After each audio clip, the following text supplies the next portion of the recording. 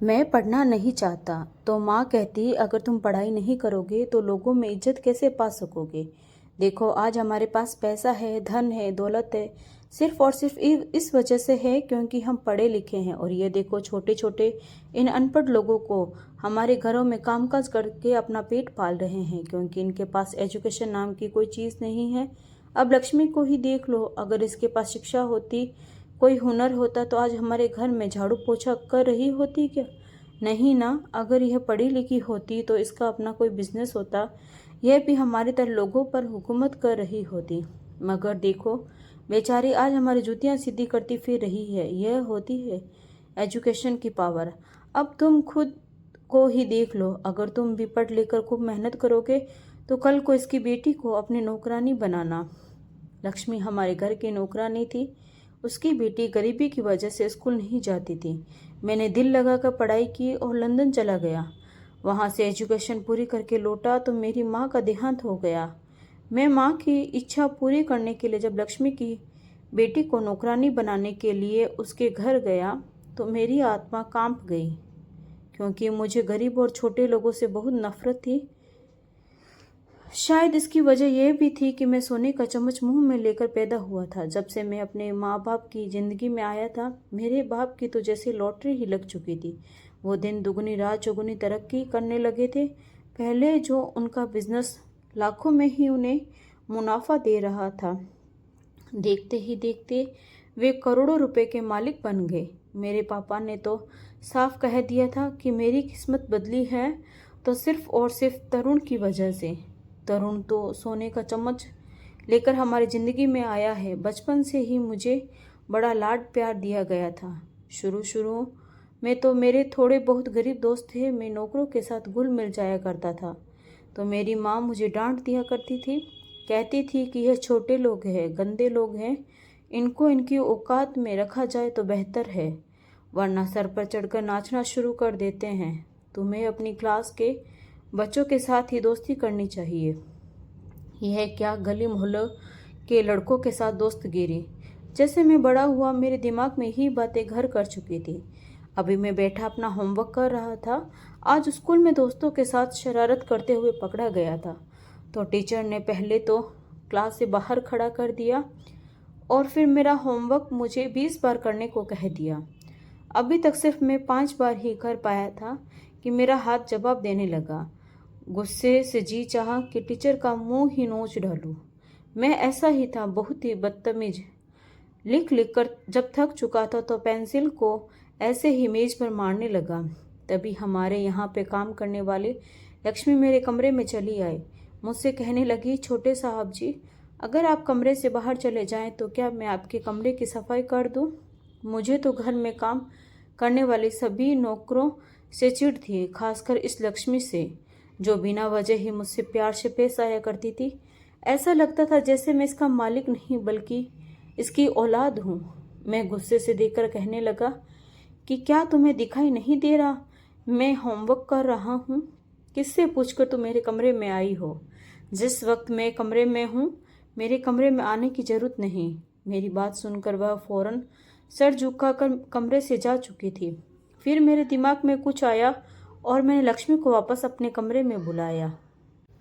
मैं उससे कहने लगा कि तुम्हें पढ़ना लिखना आता है? वह कहने लगी, जी मैं 8 क्लास तक पढ़ी हूँ, लिख पढ़ लेती हूँ। उसकी बात सुनकर मेरे चेहरे पर मुस्कुराहट आई थी। मैंने उसे कहा, अच्छा मेरा यह होमवर्क कर दोगी?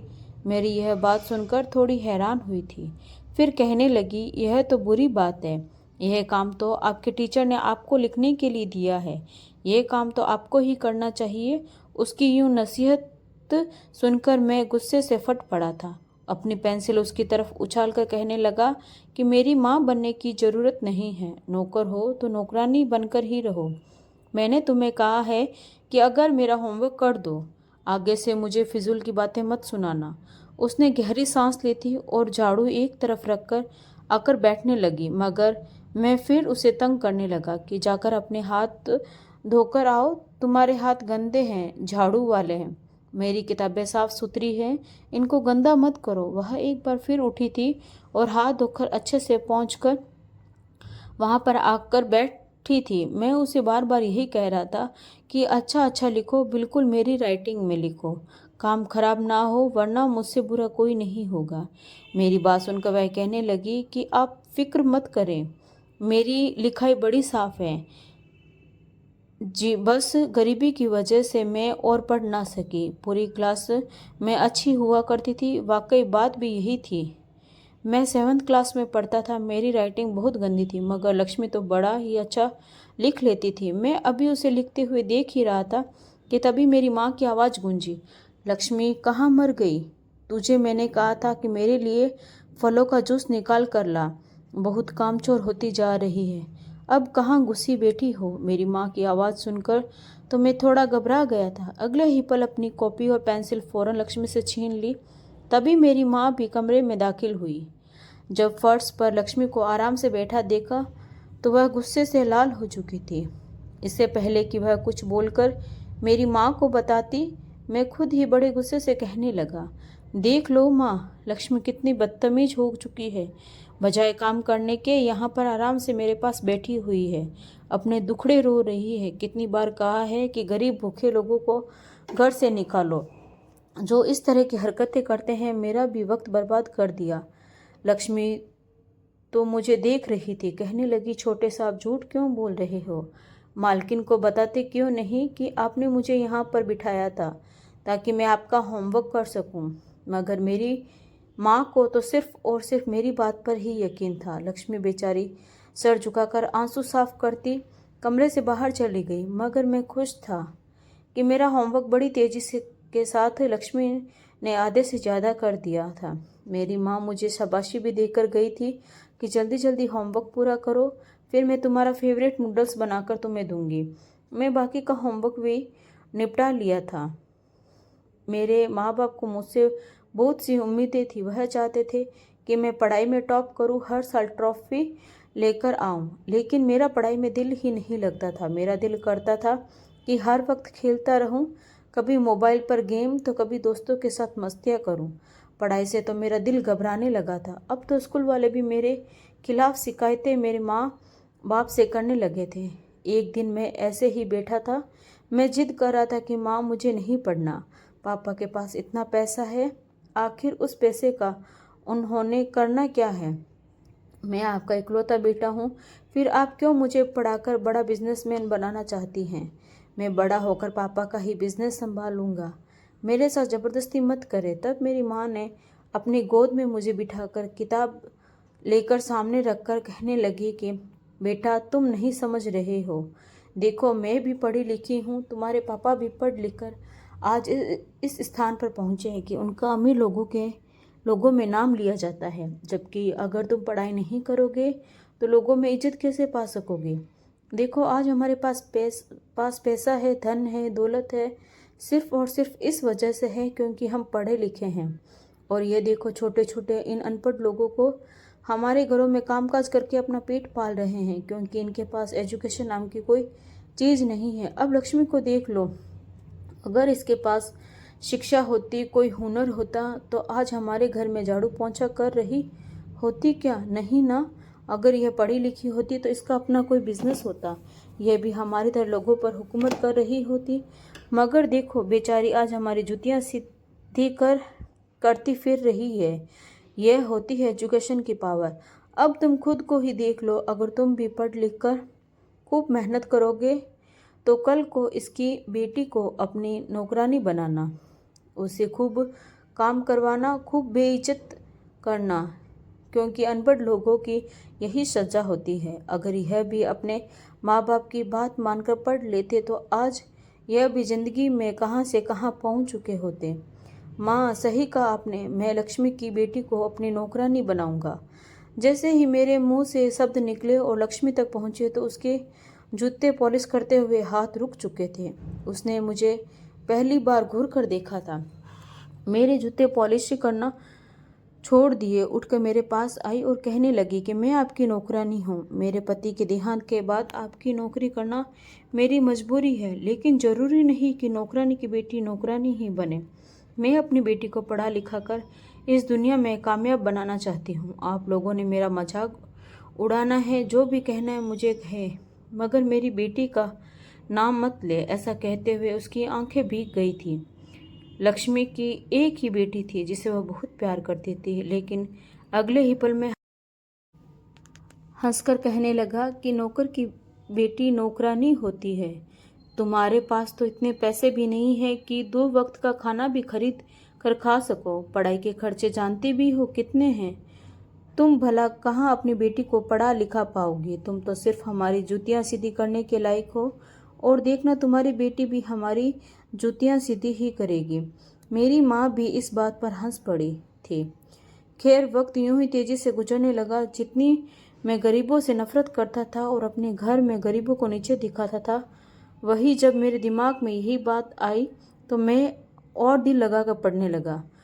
पढ़ाई में काफ़ी ठीक हो चुका था। फिर आगे की पढ़ाई के लिए मेरे पापा ने मुझे लंदन भेज दिया। 4 साल तक मैं लंदन में ही रहा। किसी चीज़ की कोई कमी मेरे पापा ने मुझे होने नहीं दी। मैं अपने दोस्तों के साथ खूब मौज मस्ती करता रहा। किसी तरह कोई रुकावट और पाबंदी नहीं थी। एजुकेशन पूरी करने के बाद जब मैं इंडिया वापस आया तो जो बात मुझ पर खुली उसने तो जैसे मेरी खुशियों को फीका कर दिया था। मेरी माँ की तबीयत काफ़ी ख़राब रहने लगी थी। दवाई लेती तो ठीक रहती, मगर फिर तबीयत खराब हो जाती। मेरे वापस आने पर पूरे परिवार ने एक बहुत बड़ी पार्टी रखी थी। मेरे माँ बाप के दोस्तों की कई लड़कियां मुझ पर लट्टू हो रही थी। सारा खेल पैसे का था। मेरे पास पैसा था, वह मुझसे ज़्यादा मेरे पैसे की आशिक थी, लेकिन मैं किसी को कोई खास भाव नहीं डाल सका। जैसे ही पार्टी खत्म हुई तो एक दिन अपने घर में बैठा था। हमारे घर के नौकर अभी वहीं थे, कुछ थे जो नए आ चुके थे। इन्हीं में मुझे याद आया कि लक्ष्मी नाम की नौकरानी भी हमारे यहाँ हुआ करती थी। उसका सोचकर तो मैं हंसने लगा था, क्योंकि सभी नौकरों में एक वही थी जिसे मैं हद से ज़्यादा तंग किया करता था। मैं हंसकर अपनी माँ से कहने लगा कि माँ, लक्ष्मी नाम की नौकरानी हुआ करती थी, क्या वह यहाँ पर काम नहीं करती या मर गई है? मेरी बात सुनकर मेरी माँ कहने लगी, नहीं नहीं, वह भी अक्सर बीमार रहने लगी है। बहुत कम यहाँ पर काम करने के लिए आती है। कभी कभार तबीयत ठीक हो तो आ जाती है, वरना हफ्तों तक नहीं आती। माँ की बात सुनकर मैंने हाँ में सर हिला दिया था। तभी मुझे अपने बचपन की बात याद आई, जो मुझसे माँ ने कहा था कि पढ़ लिख कर बड़े आदमी बन जाओ, ताकि लक्ष्मी की बेटी को अपनी नौकरानी बना सको। मैं हंसकर माँ से कहने लगा कि माँ, लक्ष्मी की बेटी यहाँ पर काम करने नहीं आती। आपने मुझे तो कहा था कि मैं उसे अपनी नौकरानी बनाऊंगा। इस बात पर मेरी माँ हंस पड़ी थी। कहने लगी, शायद अपनी बेटी को उसने विदा कर दिया हो। माँ की बात सुनकर अगले ही पल मैं सीरियस हो गया था। कहने लगा कि नहीं माँ, मैं उस लड़की को इस घर की नौकरानी बनाकर ही रहूँगा। आखिर लक्ष्मी खुद को समझती क्या थी? खुद तो नौकरानी थी, गरीब थी, फिर भी कैसी अकड़ थी उसमें। अपनी बेटी को हमारे घर की नौकरानी नहीं बनाया। मैं तो उसकी बेटी को इस घर की नौकरानी बनाकर ही रहूँगा, चाहे जो भी करना पड़े। मेरी बात पर मेरी माँ कहने लगी कि हाँ ठीक है, चले जाओ। अगर लक्ष्मी मानती है तो ले आओ। वैसे भी सभी नौकर तो बूढ़े हो चुके हैं, कोई खास कामकाज भी नहीं करते हो। कोई जवान ढंग की लड़की आएगी तो काम में भी फुर्ती दिखाएगी। अगले दिन माँ की तबीयत कुछ बहुत खराब हो गई थी। उन्हें अस्पताल ले जाया गया, मगर मेरी माँ की डेथ हो चुकी थी। उनके जाने का सदमा मुझ पर बहुत था। कितने दिनों तक मैं सदमे की हालत में रहा, मगर धीरे धीरे जिंदगी की तरफ लौटने लगा। मेरा ध्यान एक बार फिर उस लक्ष्मी की बेटी की तरफ गया था। मैंने सोच लिया था कि उसे हर हाल में अपने घर की नौकरानी बनाऊंगा, क्योंकि यह मेरी स्वर्गवासी माँ की इच्छा थी। मैं उस गरीब से मोहल्ले में पहुंच चुका था। गिरे हुए मकान थे। ऐसा लग रहा था जैसे मैं कोई बहुत पुराने इलाके में आ चुका हूँ। मैंने दरवाजे पर दस्तक दी तो मुझे अपनी उंगली से भी जैसे घिन आने लगी थी। दरवाजे पर दस्तक दी तो कुछ देर दरवाजे पर एक मदहोश कर देने वाली आवाज़ गूंजी थी। कहने लगी थी, कौन? आवाज़ सुनकर तो जैसे मेरा दिल धड़कना एक पल के लिए रुक गया था। मैं चुप रहा। फिर मैं कहने लगा कि यह लक्ष्मी का घर है? अगले पल जवाब आया कि जी, उन्हीं का घर है। आपको क्या काम है? मैं कहने लगा कि मुझे उनसे मिलना है। इतना सुनने के बाद दरवाज़ा थोड़ा सा और खुला। और एक लड़की ने झांक कर बाहर देखा। मैंने सिर्फ उसका आधा ही चेहरा देखा था। नज़रों से नज़रें मिली तो अब वहीं थम सा गया था। ऐसा लग रहा था जैसे मैं पहली बार इतनी सुंदर लड़की को देख रहा हूँ। अगले पल मुझे यूं घूरता देखकर वह दरवाज़ा बंद कर चुकी थी। कहने लगी कि माफ़ी चाहती हूँ, मैं आपको नहीं जानती। अगर आपको पता नहीं है तो बता कि मेरी माँ का कुछ दिन पहले ही देहांत हो चुका है। इतना कहने के बाद दरवाज़ा बंद हो चुका था, मगर मैं तो जैसे इसी एक लम्हे में कैद होकर रह गया।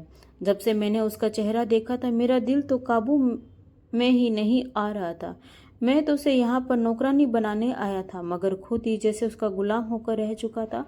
मैंने दरवाज़ा फिर बजाया और कहने लगा कि मुझे घर के अंदर आने दो। आसपास के छोटे छोटे घरों के लोग नज़र उठा उठाकर मुझे देखने लगे थे। मैं दिल ही दिल में सोच चुका था कि बस शादी करूंगा तो इसी से। वापस आकर जब अपने पापा से अपनी ख्वाहिश का इजहार किया तो वह गुस्से में लाल हो चुके थे। कहने लगे, तुम्हारा दिमाग तो ठीक है क्या? तुम एक नौकरानी की बेटी को इस घर की बहू बनाओगे? बिल्कुल नहीं, हमारे परिवार का नाम खराब हो जाएगा। लेकिन मैं अपनी मर्जी का मालिक था, अपने बाप से भी लड़ पड़ा था। नहीं, शादी करूंगा तो सिर्फ और सिर्फ राखी से। यह तो माँ की दी हुई सोच थी, जो मैं उसे घर की नौकरानी बनाना चाहता था। मगर जब उसे अपने सामने देखा तो मैं खुद ही उसका दीवाना होकर रह चुका हूँ।